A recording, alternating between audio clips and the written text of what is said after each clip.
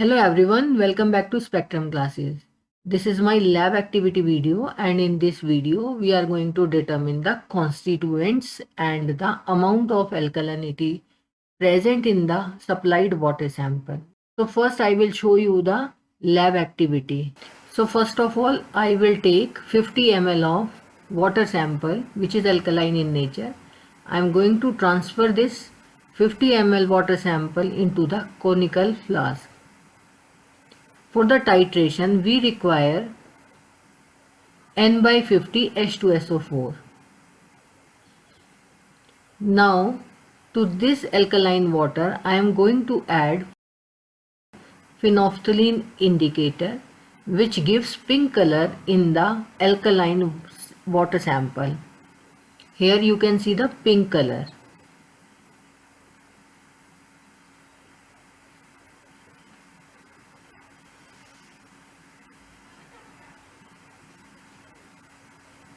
The initial reading of the burette, which is filled by N by 50 H2SO4, so it is 0.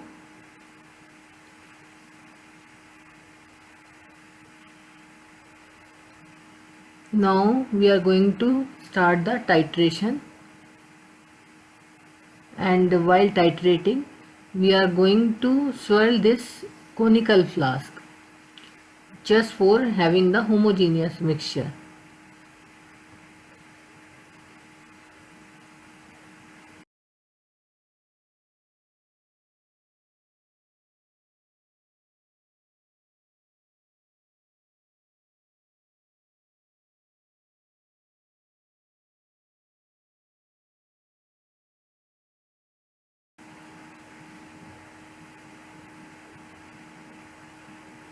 Here you can see what kind of reactions takes place.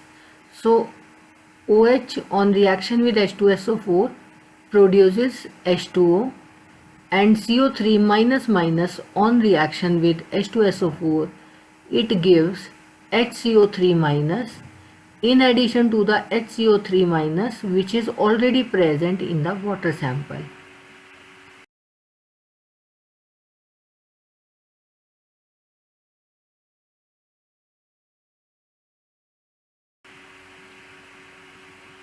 And the working range of phenolphthalein indicator is 8.2 to 10.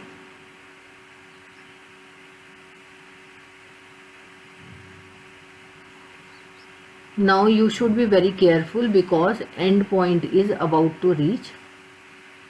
So carefully add drop wise.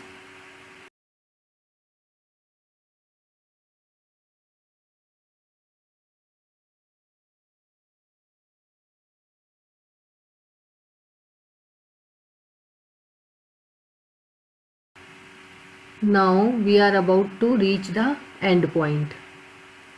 This is the end point, and we are going to check the final reading of the burette. The final reading of the burette is 28 ml. Now to this water sample we are going to add few drops of methyl orange indicator.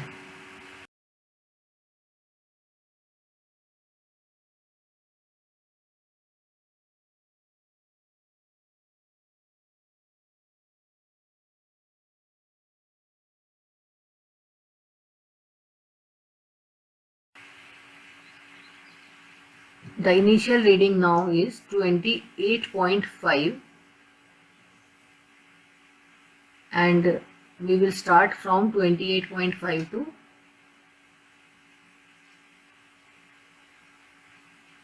this. The pH range of this methyl orange indicator is 3.2 to 4.4, and it covers the ions which are present in the water sample.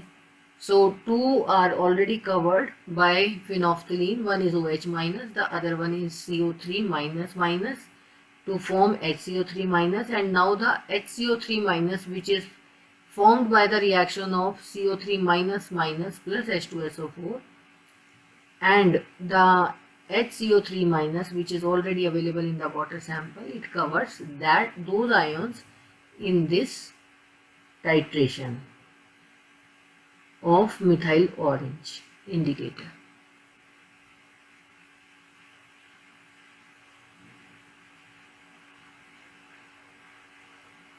It shows the color change from yellow to orange red.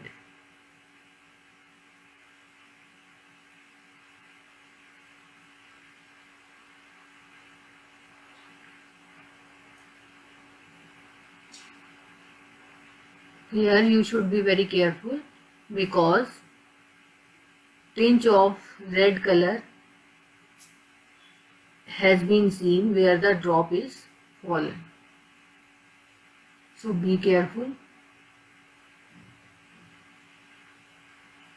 You just see the transition of color and now it turns yellow to orange, right? So this is the end point. Now we will see the final reading. So the final reading is 48.9 ml. Now I will show you the calculation part. So the observation table we have prepared is, so here is the observation table for alkaline water versus N/50 H2SO4 solution. So here we are having 50 ml of alkaline water which we have taken in the conical flask, and the initial reading for the burette is 0 and final reading for phenolphthalein indicator is 28 ml. So the total volume of H2SO4 consumed against this 50 ml and for phenolphthalein indicator is 28.0. Now we further started our titration with methyl orange in the same solution. So I have not written the ml of the water sample here again because we have done with this only, right?